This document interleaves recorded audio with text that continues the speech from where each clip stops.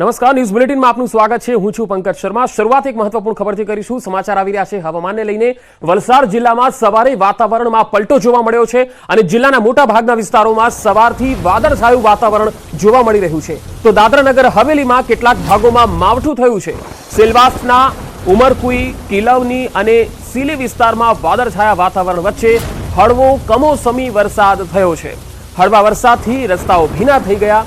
આમ બદલાયેલા વાતાવરણ અને વરસાદથી કેરીના પાકને નુકસાનની ભીતિ સેવાઈ રહી છે અને તેના પગલે ખેડૂતોમાં પણ ચિંતા વ્યાપી ગઈ છે।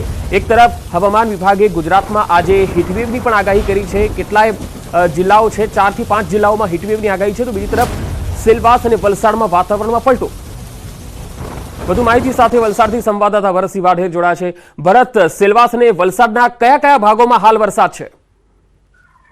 जी बिल्कुल पंकज, आज वહેલી સવારથી જ વલસાડ જિલ્લા ઉપરાંત પડોશી સંઘ પ્રદેશ દમણ અને દાદરાનગર હવેલીના વાતાવરણમાં પણ પલટો આવ્યો છે। સવારથી જ આ વિસ્તારોમાં વાદળછાયું વાતાવરણ સર્જાયું છે। વાદળછાયા વાતાવરણ વચ્ચે દાદરાનગર હવેલીના સેલવાસના છેવાડાના વિસ્તારો છે ત્યાં આગળ કમોસમી વરસાદ થયો છે। કિલવાણી અને આસપાસના જે વિસ્તારો છે ત્યાં આગળ હળવા કમોસમી વરસાદને કારણે વાતાવરણમાં તો ઠંડક પ્રસરી હતી, પરંતુ વરસી રહેલો વરસાદ અને બદલાયેલું વાતાવરણ કેરીના પાકને નુકસાન કરી શકે તેવી શક્યતા હોવાને કારણે અત્યારે ખેડૂતોમાં ચિંતા છે। અત્યારે એકમાત્ર દાદરાનગર હવેલીના છેવાડાના વિસ્તારોમાં વરસાદના અહેવાલ છે। જોકે હજુ સુધી જિલ્લાના વલસાડ જિલ્લામાં અત્યાર સુધી વાદળછાયું વાતાવરણ છે, પરંતુ જિલ્લામાં અન્ય કોઈ જગ્યાએ વરસાદ નથી। પરંતુ સેલવાસના કેટલાક વિસ્તારોમાં કમોસમી વરસાદને કારણે ખેડૂતો ચિંતિત છે। પંકજ જી ભરત, આભાર માહિતી આપવા માટે।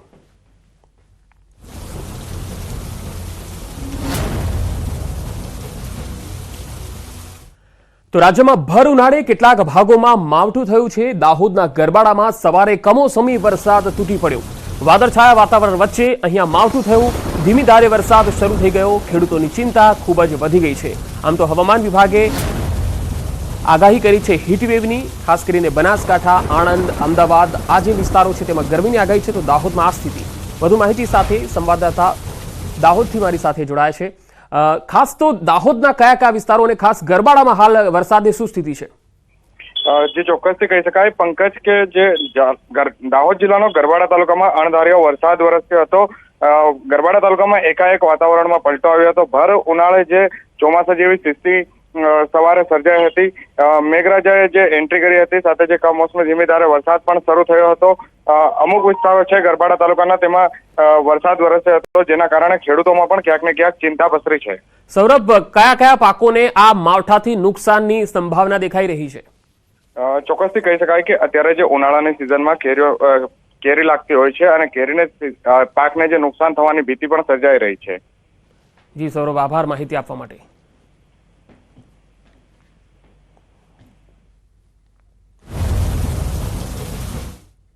અને હવે વાત કરીશું મહાસંગ્રામની।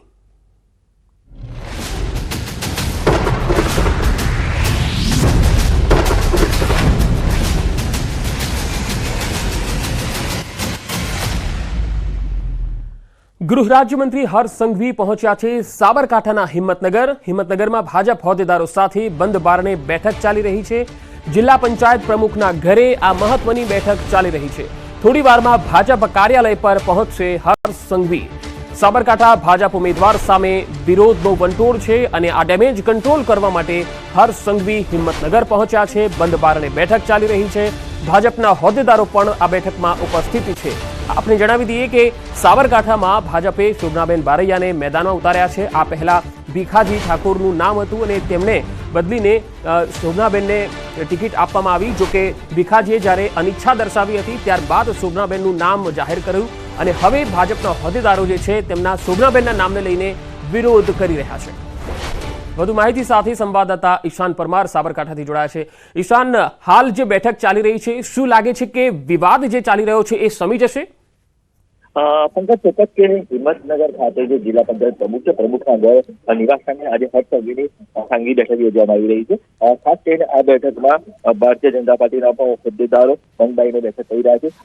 રેખાબેન ઝાલા સહિતના અનેક આગેવાનો છે। તો ઉપરાંત જિલ્લા પંચાયત પ્રમુખ, જિલ્લા ભાજપ પ્રમુખ સહિતના આગેવાનો પણ હાજર રહ્યા છે। બંધ બારણે આ બેઠક યોજાઈ રહી છે અને ખાસ કરીને જે ઉમેદવારનો જે વિરોધ છે વિરોધને લઈને આ બેઠક યોજાઈ રહી છે અને જોવાનું એ છે કે આ બેઠક બાદ શું નિર્ણય લેવામાં આવે, ઉમેદવાર બદલાય છે કે નહીં એ પણ એક તપાસ હોવી જોઈએ, કારણ કે છેલ્લા સતત જ્યારથી ઉમેદવારની નામની જાહેરાત થઈ છે ત્યારથી ઠેર ઠેર વિરોધ જો અમે સાબરકાંઠા હોય કે અરવલ્લી હોય અને અનેક કાર્યકર્તાઓ દ્વારા વિરોધ કરવામાં આવી રહ્યો છે. તેના કારણે હર્ષ સંઘવીને પણ યાદ દોડતો થોડું વળ્યો હતો અને અત્યારે હાલ તો છે બંધ બારણે બેઠક યોજી રહ્યા છે અને બેઠક બાદ યોગ્ય કારણ તો જાણવા મળશે. જી પંકજ.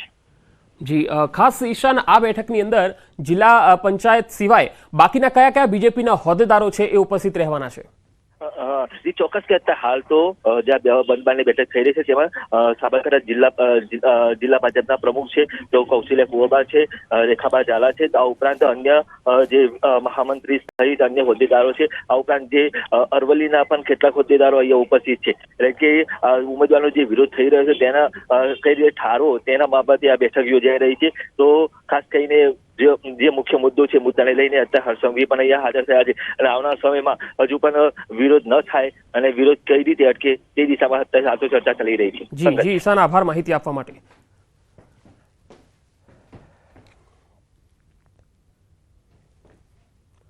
અને હવે વાત ભાજપના ડેમેજ કંટ્રોલની.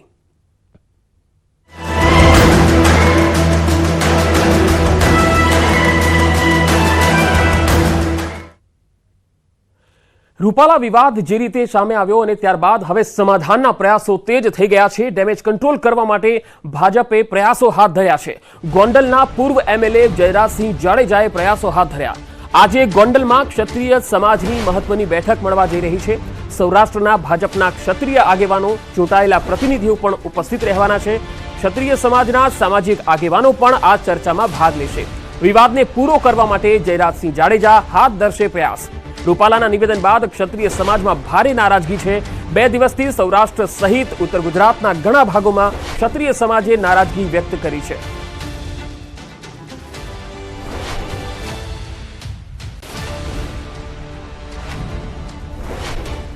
આ તરફ રાજકોટમાં રૂપાલાના ઘરે પોલીસ બંદોબસ્ત ગોઠવી દેવાયો છે. 5 પોલીસ જવાનોનો બંદોબસ્ત ગોઠવવામાં આવ્યો.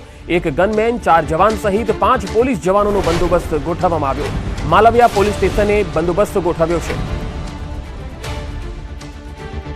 રાજકોટમાં રૂપાલાના ઘરે પોલીસ બંદોબસ્ત ચુસ્ત કરી દેવાયો છે. 5 પોલીસ જવાનોનો બંદોબસ્ત ગોઠવાયો છે, જેમાં 1 ગનમેન છે, 4 જવાન સહિત કુલ 5 જવાનોનો બંદોબસ્ત આપવામાં આવેલો છે. માલવિયા પોલીસ સ્ટેશને બંદોબસ્ત ગોઠવાયો છે. તો આ વિષય પર વધુ માહિતી મેળવીશું. સંવાદદાતા અંકિત પોપટ રાજકોટથી જોડાયા છે. અંકિત, જે રીતે ગોંડલમાં હાલ ક્ષત્રિય સમાજની જે બેઠક મળવા જઈ રહી છે અને આજે વિવાદ શમી જાય એવા કોઈ પ્રયાસ થાય એવું લાગે છે? કારણ કે વિવાદમાં સમજાવટના પ્રયાસો છેલ્લા 2 દિવસથી આપણે જોઈ રહ્યા છે. રૂપાલાજીએ માફી પણ માંગી છે. આજે જ એમના નિવાસસ્થાને, રૂપાલાના નિવાસસ્થાને બંદોબસ્ત પણ છે. શું વધુ અપડેટ? ચોક્કસ, સૌ પ્રથમ તો આપને હું મારી પાછળના જે દ્રશ્યો છે તે બતાવવાનો પ્રયત્ન કરીશ. આપ દ્રશ્યો જે જોઈ રહ્યા છો આ દ્રશ્યો છે કે પરસોત્તમ રૂપાલાનું જે અમીન માર્ગ સ્થિત આ જે ઘર આવેલું છે ને ત્યાં ચુસ્ત પોલીસ બંદોબસ્ત છે તે પણ ગોઠવી દેવામાં આવ્યો છે. માલવીયાનગર પોલીસ દ્વારા આ પોલીસ બંદોબસ્તની છે તે ફાળવણી કરવામાં આવી છે. 1 ગનમેન તેમજ 4 અન્ય સહિત કુલ 5 જેટલા જે જવાનો છે તે ફાળવવામાં આવી છે. સાથોસાથ અહીંયા ખાનગી સિક્યુરિટીને પણ બોલાવી દેવામાં આવી છે. દ્રશ્યોમાં પણ જોઈ શકાય છે. અત્યારે ગનમેન પણ આપણી સાથે છે, આપણે તેમની સાથે પણ વાતચીત કરીશું. શું કહેશો, કેટલા સમય પૂર્વે આપણે અહીં ફાળવવામાં આવ્યા છે અને કેટલા દિવસ સુધી બંદોબસ્ત રાખવાનો છે? બંદોબસ્ત ક્યાં સુધી છે તેની ખબર નથી. 5-6 દિવસથી 24 તારીખથી ફાળવેલા છે એમાં. અને કુલ કેટલા અહીંયા તૈનાત રહો છો અને કયા પ્રકારની આપની ડ્યુટી રહે છે, શું કહેશો? ડ્યુટી વારાફરતી નિભાવીએ છીએ અને 1 ગાર્ડ અને 4 સંત્રી હોય છે. ચોક્કસ, તો 1 ગાર્ડ અને 4 સંત્રી એટલે કે 1 ગનમેન સહિત કુલ 5 જેટલા જે પોલીસ જવાનો છે તે અહીંયા બંદોબસ્તમાં તૈનાત રહે છે અને આગામી દિવસોની અંદર પણ આ બંદોબસ્ત છે તે યથાવત રાખવામાં આવનાર છે. બીજી તરફ વાત કરવામાં આવે તો આજરોજ સાંજના સમયે જે ગોંડલના પૂર્વ ધારાસભ્ય છે જયરાજસિંહ જાડેજા કે તેમનું જે હળમતાળા વિસ્તારની અંદર જે ફાર્મ હાઉસ આવેલું છે ગણેશગઢ ખાતે, ત્યાં પણ એક મિટિંગ મળવાની છે અને આ મિટિંગની અંદર રાજકીય તેમજ સામાજિક આગેવાનો છે તે એકઠા થવાના છે અને આગામી દિવસોની અંદર આ ગણતરીની કલાકો એટલે કે 24 થી 48 કલાકની અંદર આ વિવાદને કઈ રીતે શાંત પાડી શકાય તે બાબતની રણનીતિ છે તે પણ સાથોસાથ ઘડવામાં આવશે. બીજી તરફ વાત કરવામાં આવે તો કોંગ્રેસના આગેવાન અને સાથોસાથ વાત કરવામાં આવે તો લાઠી સ્ટેટના વંશજ છે આદિત્યસિંહ ગોહિલ, તેમના દ્વારા ગઈકાલે રાજકોટની ડિસ્ટ્રિક્ટ એન્ડ સેશન્સ કોર્ટની અંદર એક પિટિશન પણ દાખલ કરવામાં આવી છે. બદનક્ષીને લઈને એક પિટિશન છે તે દાખલ કરવામાં આવી છે. આઈપીસી 499 અને 500 અંતર્ગત આ પિટિશન છે તે દાખલ કરવામાં આવી છે. કોર્ટે સમગ્ર મામલે ઇન્કવાયરી રજીસ્ટર્ડ પણ કરી છે અને ઇન્કવાયરી નંબર પણ છે તે ફાળવવામાં આવ્યા છે. આગામી 15મી તારીખના રોજ આદિત્યસિંહ ગોહિલ છે તેમને કહી શકાય કે જે અન્ય જે સાક્ષીઓ તેમજ પુરાવાઓ સાથે હાજર રહેવાનું પણ કોર્ટ દ્વારા જણાવવામાં આવ્યું છે. જી અંકિત, આપ મારી સાથે જોડાયેલા રહેશો. અહીંયા દર્શકોને જણાવી દઈએ કે રૂપાલા વિવાદમાં રાજકોટની કોર્ટમાં પણ અરજી થઈ છે. કોંગ્રેસ આગેવાન અને લાઠીના રાજવી આદિત્યસિંહ ગોહિલે અરજી કરી છે. રૂપાલા સામે બદનક્ષીના દાવા માટેની આ અરજી છે.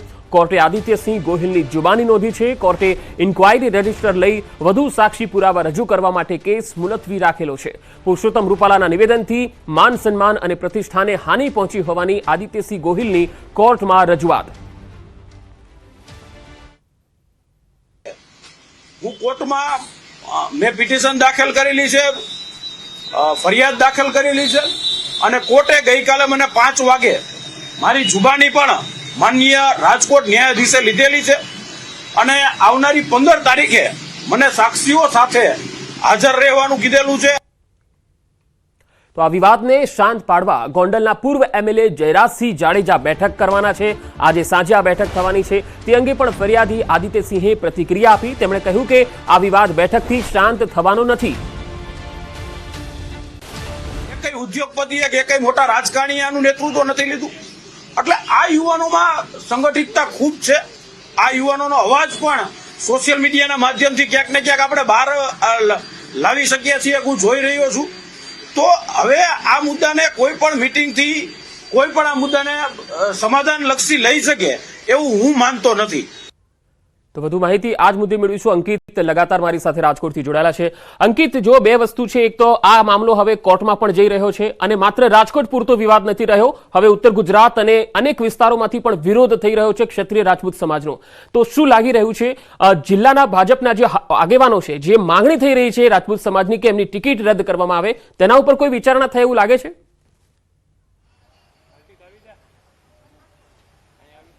ચોક્કસ આ બાબતે કોઈ વિચારણા દૂર સુધી થાય તેવું લાગી નથી રહ્યું. આ પાછળનું કારણ હું આપને સ્પષ્ટપણે જણાવી દઉં કે જે પ્રકારે પરસોત્તમ રૂપાલાનું વિવાદિત નિવેદન હતું, ત્યારબાદ ગણતરીની જ કલાકની અંદર કે જ્યારે વિડીયો બહાર આવે છે, પરસોત્તમ રૂપાલા માફી માગે છે. માફી માંગતો હોય વિડીયો તે સોશિયલ મીડિયાની અંદર પણ વાયરલ થાય છે. સાથોસાથ માધ્યમો પણ આ વિડીયો છે તે પ્રસારિત કરે છે. સાથોસાથ જે પણ કરણી સેનાના આગેવાનો અને ક્ષત્રિય સમાજના આગેવાનોએ પરસોત્તમ રૂપાલા સાથે વાતચીત કરી હતી. પરસોત્તમ રૂપાલાએ તેમને સ્પષ્ટપણે જણાવ્યું હતું કે મારે કઈ રીતે માફી માંગવી જોઈએ એ તમે મને લેખિતમાં આપો. હું તમે કહેશો તે પ્રમાણે લેખિતમાં હું જે બોલીને માફી માંગેલી આ પ્રકારનો તેમને વિડીયો પણ છે તે વાયરલ કરવામાં આવ્યો હતો. સૌએ જોયું છે કે પરસોત્તમ રૂપાલાએ કઈ રીતે માફી માંગી છે. ત્યારબાદ જે પ્રકારે ક્ષત્રિય સમાજની અંદર રોષ જોવા મળી રહ્યો છે, જે પ્રમાણે અમારા સૂત્રો જણાવી રહ્યા છે, આની અંદર અત્યારે બે ભાગ પડી ચૂક્યા છે. એક ભાજપ સમર્થિત ક્ષત્રિય સમાજ અને કોંગ્રેસ સમર્થિત ક્ષત્રિય સમાજ. આની અંદર ખાસ કરીને જે કોંગ્રેસ સમર્થિત જે ક્ષત્રિય સમાજના જે વ્યક્તિઓ છે તે ક્યાંક ને ક્યાંક ભારતીય જનતા પાર્ટીની અંદર રહેલા ક્ષત્રિય સમાજના આગેવાનોને, પછી તે સામાજિક આગેવાન હોય કે પછી રાજકીય આગેવાન હોય, આ તમામને ઉશ્કેરી રહ્યા છે કે આ વિવાદને વધુમાં વધુ સ્વરૂપ છે તે આપવામાં આવે. બીજી તરફ વાત કરવામાં આવે કે જે પ્રકારનો રોષ છે જે આપણે જોઈ રહ્યા છીએ, ગઈકાલની પણ જે અમદાવાદ ખાતેની બેઠક હતી, આપણા સૂત્રોએ જણાવ્યું કે ત્યાં 100ની માત્ર સંખ્યા 100ની જ સંખ્યા હતી અને જ્યાં દાવો કરવામાં આવ્યો હતો કે આગામી સમયમાં અમારા દ્વારા 2 લાખ જેટલી લોકોને એકઠા કરવામાં આવશે અને વિશાળ જનમેદની છે તે ખાસ કરીને એકઠી કરવામાં આવશે. પરંતુ જે પ્રમાણે ગઈકાલે ગણ્યા ગાંઠિયા લોકો ત્યાં હાજર હતા, માત્ર 100ની સંખ્યા હાજર હોય તેવું આપણા જે સંવાદદાતા છે તેમને પણ જણાવ્યું હતું. ત્યારે આગામી સમયની અંદર 2 લાખ જેટલા લોકો એકઠા થાય આ વાત કોઈ કાળે માની શકાય તેમ નથી. બીજી રહી વાત કે આજે જ્યારે જયરાજસિંહ જાડેજાના જે ફાર્મ હાઉસ છે ગણેશગઢ જે ઓળખાય છે ત્યાં જે પ્રકારે મિટિંગ મળવાની છે સ્પષ્ટપણે ખાસ કરીને આ મુદ્દો છે તે સૌપ્રથમ રાજકોટ લોકસભાને લઈને છે। ત્યારે રાજકોટ લોકસભા મતવિસ્તારની અંદર ક્ષત્રિયોની જે ટકાવારી છે, ક્ષત્રિય જે મતદાતાઓ છે તેની અંદર પણ ભાજપ સમર્પિત છે, ભાજપ સમર્થિત છે અને સાથોસાથ કોંગ્રેસ સમર્પિત અને કોંગ્રેસ સમર્થિત પણ છે। ત્યારે કઈ રીતે રાજકોટ લોકસભા બેઠક ઉપર નુકસાન ન થાય તમામ જે ક્ષત્રિય સમાજના આગેવાનો તેમજ રાજકીય આગેવાનોને સમજાવી લેવામાં આવશે। આ પ્રકારની એક રણનીતિ છે તે ખાસ કરીને ગણેશગઢ ખાતે થવાની છે ને જે પ્રમાણે અમારા સૂત્રો જણાવી રહ્યા છે કે આગામી 48 કલાકની અંદર ક્ષત્રિય સમાજ અને સાથોસાથ ભારતીય જનતા પાર્ટી દ્વારા એક સંયુક્તમાં પ્રેસ કોન્ફરન્સ કરવામાં આવી શકે તેમ છે। પ્રેસ કોન્ફરન્સની અંદર પરસોત્તમ રૂપાલા છે તે અગાઉ વિડીયોના માધ્યમથી માફી માગી ચૂક્યા છે, પરંતુ હવે પ્રેસ કોન્ફરન્સના માધ્યમથી માફી માગે આ પ્રકારની એક રણનીતિ છે તે તૈયાર થઈ ચૂકી છે। જોવાનું એ છે કે ક્યારે હવે આ મામલે સુખદ સમાધાન છે તે સામે આવશે। જી અંકિત, આભાર સમગ્ર માહિતી આપવા માટે। તો હવે જોવાનું એ છે કે આગામી 48 કલાકમાં શું રણનીતિ ઘડાય છે।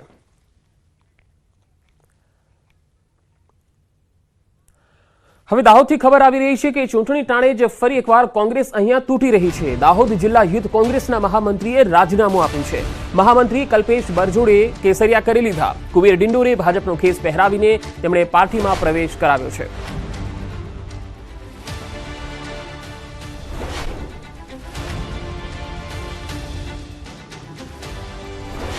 રાજકોટમાં કોળી સમાજના આગેવાનો કોંગ્રેસમાં જોડાશે। વિક્રમ સુરાણી વિધિવત રીતે આજે કોંગ્રેસમાં જોડાશે। અમદાવાદ કોંગ્રેસ કાર્યાલય પર સમર્થકો સાથે તેઓ પહોંચવાના છે। કોંગ્રેસ પ્રમુખ શક્તિસિંહ ગોહિલના હસ્તે તેઓ ખેસ પહેરશે। 2023માં આપમાંથી વિક્રમ સુરાણીએ રાજીનામું આપ્યું હતું। ગત વિધાનસભાની ચૂંટણીમાં વાંકાનેરથી કરી હતી ઉમેદવારી। વિક્રમ સુરાણીને કુલ 53,485 વોટ મળ્યા હતા। વિધાનસભાની બેઠક પર 26.35% વોટ શેર મેળવ્યો હતો।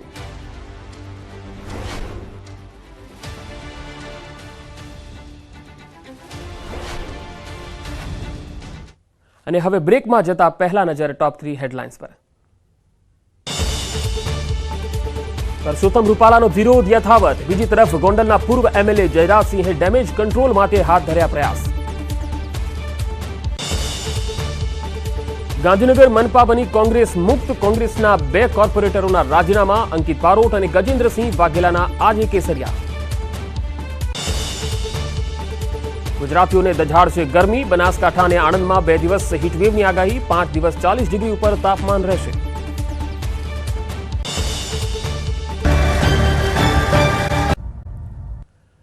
બ્રેક બાદ સમાચારોમાં આગળ વધીએ। અમદાવાદમાં બોપલના ટીઆરપી મોલમાં આગ લાગવાનો જે મામલો સામે આવ્યો હતો, આ મામલામાં ગર્લ્સ પીજી અને ફન ઝોન અને મલ્ટીપ્લેક્સ સીલ કરી દેવાયા છે। ચોથા, પાંચમા અને છઠ્ઠા માળ પર કોર્પોરેશને કાર્યવાહી કરી। કોર્પોરેશને આપેલી પરવાનગી વિરુદ્ધ અહીંયા કામગીરી કરવામાં આવી હતી, જેના પગલે મલ્ટીપ્લેક્સ, ફન ઝોન અને ગર્લ્સ પીજીને સીલ કરી દેવામાં આવ્યા।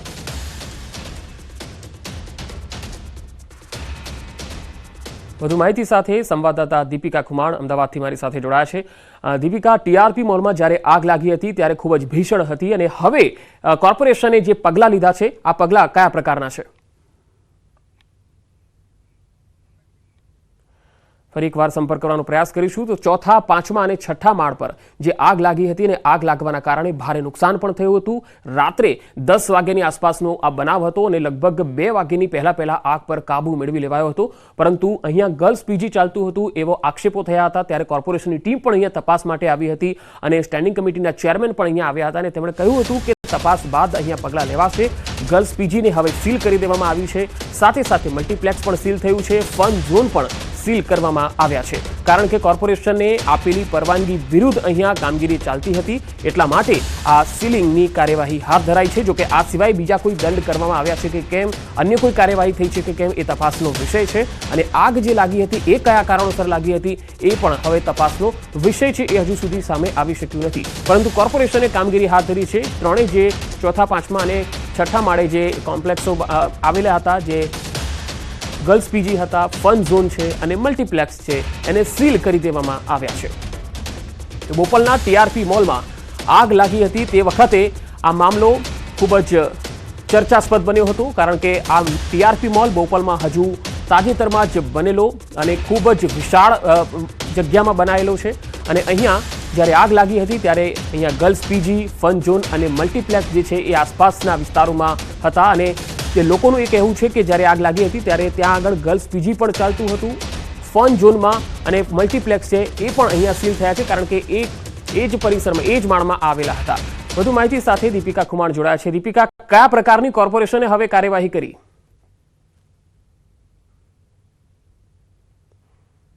મારી પાછળ જોઈ રહ્યા છો ટીઆરપી મોલમાં ખાસ કરીને ચોથો માળ, પાંચમો માળ અને છઠ્ઠો માળ આ ત્રણેય માળ સીલ કરી દેવામાં આવ્યા છે અને ત્રણેય માળ જે સીલ કરવામાં આવ્યા છે તેમાં સ્પષ્ટપણે લખવામાં આવ્યું છે કે કોમર્શિયલ વપરાશ સાથે ખાસ કરીને જે વપરાશને સુસંગત હોય એટલે કે પરવાનગી કોઈ બીજી વાતની લીધી હોય અને પરવાનગી વગર અહીં ખાસ કરીને પીજી બનાવવામાં આવ્યું હોય તો તેવી જગ્યાને સીલ કરવામાં આવે છે. એટલે અમદાવાદ મહાનગરપાલિકાએ આ પ્રકારની જે સીલિંગ કાર્યવાહી છે તે કરવામાં આવી છે. તેમાં ચોથો માળ, ખાસ કરીને પાંચમો માળ અને છઠ્ઠો માળ. પાંચમા માળમાં આગ લાગી હતી એટલે ગેમ ઝોનને તો સીલ કરવામાં આવ્યું છે પરંતુ તેની સાથે આ પીજીને પણ સીલ કરી દેવામાં આવ્યું છે. સૌથી મોટી વાત છે કે પહેલી વાર એવી વાત સામે આવી છે કે કોઈ મોલની અંદર પીજી ચાલતું હોય અને તેનો ખુલાસો થયો હોય. આગ લાગી એટલે આ વાતનો ખુલાસો થયો અને હવે અમદાવાદ મહાનગરપાલિકા દ્વારા ખાસ કરીને 26 તારીખે ચેન્જ ઓફ યુઝની એક નોટિસ આપવામાં આવી હતી. આ 23 તારીખે લાગી હતી. 3 દિવસ બાદ આ નોટિસ આપવામાં આવી